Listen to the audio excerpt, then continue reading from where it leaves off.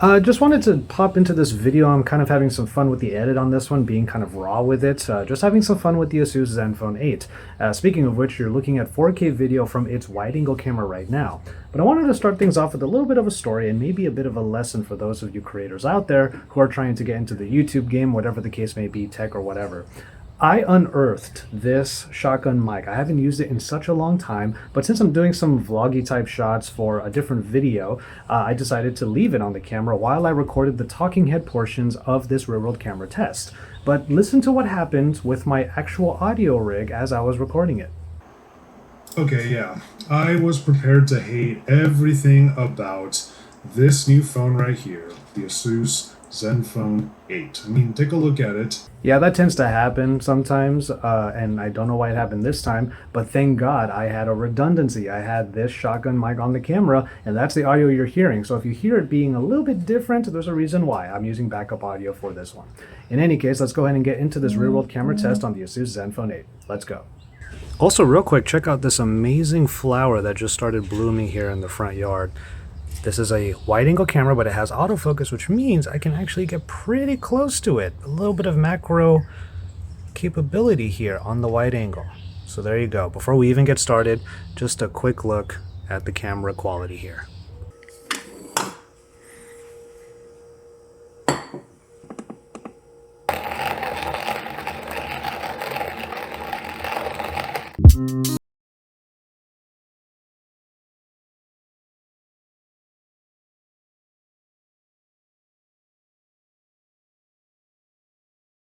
Alright, so we're on the Zenfone 8 today, taking it out for a real-world camera test. It's actually a beautiful day out. Here are some photos from the garden on this very sunny Sunday.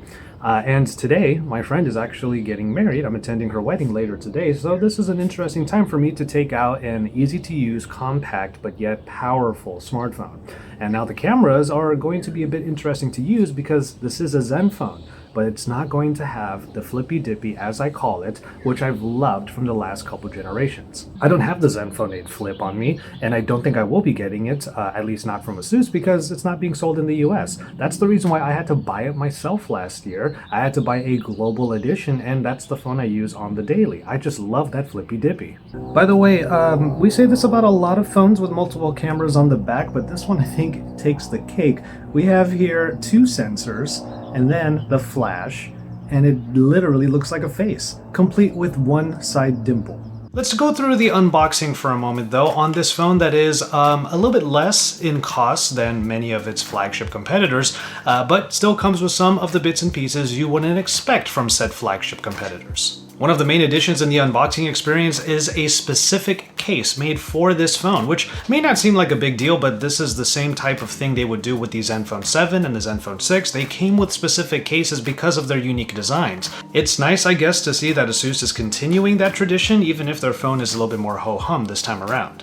But then you also get the 30-watt fast charger included in the box, which is something you don't usually get when it comes to other devices that might be $200, $300, $400 more expensive. Which brings us to the device itself, and before I get into the real-world camera test, I do want to sort of explain my position as to why my prejudices were coming out before I even unboxed the phone. You see, I already loved the ASUS Zenfone 6. That's the phone I brought with me to Japan and to the Philippines a couple of years ago. I picked up the Zenfone 7, and that's actually been the phone I've been using as my daily ever since I got it for myself for Christmas in 2020. Clearly, I love what I call the flippy dippy, using the main cameras as your front-facing cameras using a motor that literally flips it over. It's something quite literally no phone does these days, and it was a defining feature in the Zenfone line up until now.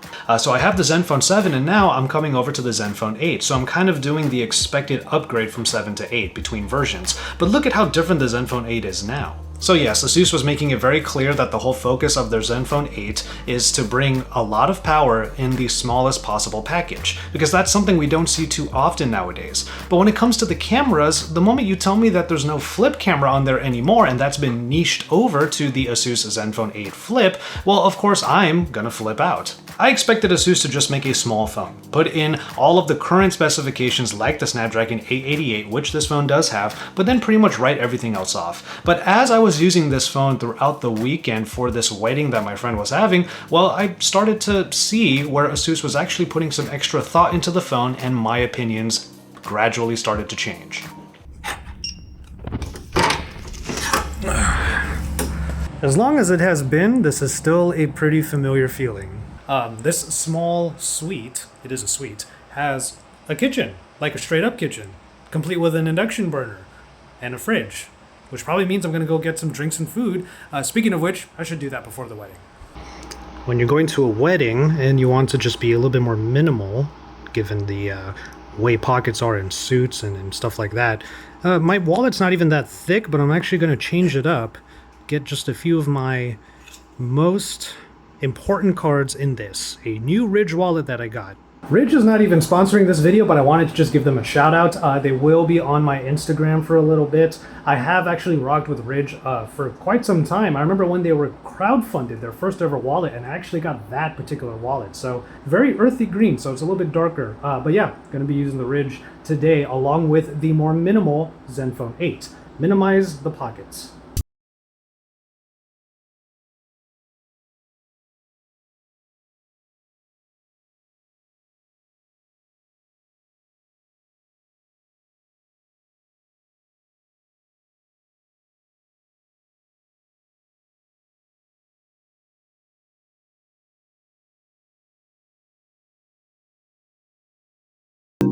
Got a little bit of cold brew, got myself ready for the festivities tonight.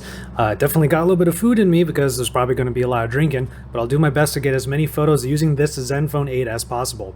Now, the first thing I will say though is I'm actually pretty impressed. I forget how fun a smaller phone can be, even if it's not the flashiest of devices. But anyway, speaking of getting flashy, consider this the before, and let's get right into the after. Oof, there you go. It's been a long time since I've worn a suit, much less this one. But alright, time to have some fun tonight. See you in a bit. Even though the design might be pretty boring, let's just face it, it's a pretty boring design, I am reminded as to why I like smaller phones. Back when the Pixel 4a and 5 came out, I actually applauded those phones because they had better, as I called it, quality of life. And that turned out to be a really useful thing during this wedding weekend when I just wanted to minimize what would be in my pockets while tearing it up on the dance floor or just having fun with some friends. So I'll give ASUS credit for prioritizing that because you have a smaller phone that is easy to use, but you don't have to compromise on any of the power underneath. The Snapdragon 888 and, as it turns out, a really long-lasting 4000 mAh battery. But anyway, I wanted to give my position as to why I felt the way I did with the Zenfone 8. In a lot of ways I still feel that way, but let's get into the real-world camera test so you can see what these cameras are like. We're starting off with the main sensor, which is the 64 megapixel IMX686. This is a sensor that we've seen in multiple places before, so we kind of know what to expect here. As a matter of fact, it's the same sensor that we got on previous Zenfone models as well. Along with that main sensor is a 12 megapixel ultra-wide, but what's cool about this ultra-wide is that it actually comes with autofocus. So that autofocus allows it to get really close to subjects. You still have to be a little bit farther away from it compared to like a dedicated macro lens, but at least it can have some macro capabilities. Speaking of autofocus, you also get that on the front-facing camera. This is actually an updated sensor up here, and when you look at it through the punch hole on this display, you'll notice that it's a little bit bigger than most other punch holes we've seen in recent phones. That's because this is an updated 12 megapixel Sony IMX663, complete with not just autofocus but also 4K video recording capability. And that's when I realized that ASUS was actually putting some extra thought into this phone. So even though these cameras might not be the absolute best you can get on a smartphone in 2021, they are still quite good. And if ASUS is not going to be able to put them in a flippy dippy, at least they're making sure that the actual sensors themselves have some extra capabilities and are pretty good for what they can put in the Zenfone 8. So because there's nothing truly revolutionary or even groundbreaking in these cameras aside from an updated front-facing shooter, I'm just going to go ahead and let a lot of the photos and videos play for the rest of this real-world camera test. You can let me know what you think of all of the shots you're looking at right now in the comments down below, and remember to subscribe to my channel for more real-world camera tests like this. I'll come back near the end of the video just to give a few final thoughts.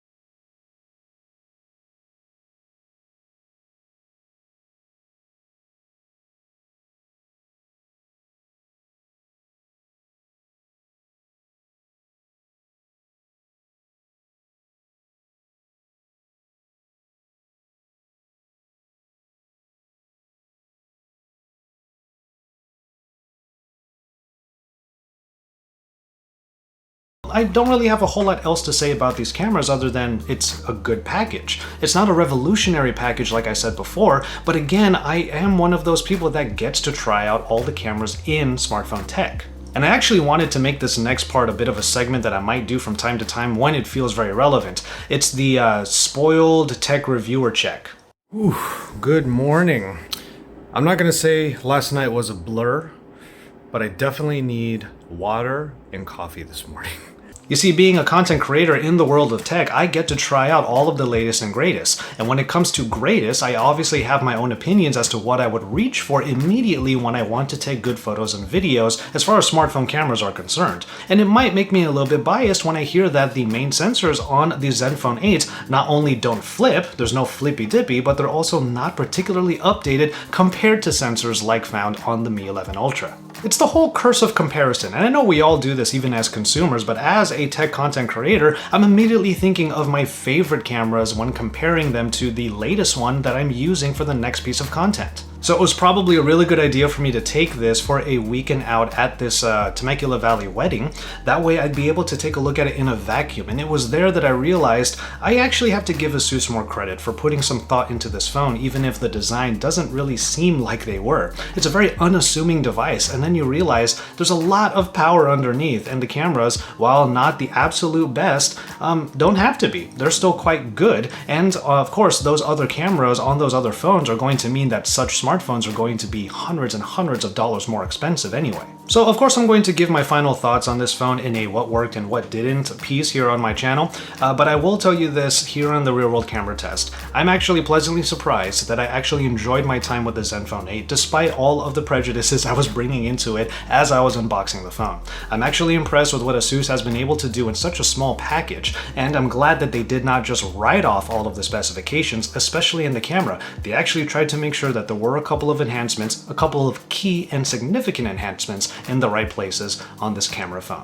So I hope you at least enjoyed this vlog shot through the lenses of the ASUS Zenfone 8. Let me know what you thought of everything you saw in the comment sections down below, and drop some likes on this video. For more on the Zenfone 8 and of course plenty more across the world of tech, make sure you subscribe to my channel. And with all of that said, I'm going to go ahead and call it on this one. Thank you so much for watching. Please take care of yourselves and each other, and enjoy your tea, everybody. Happy wedding, Boba.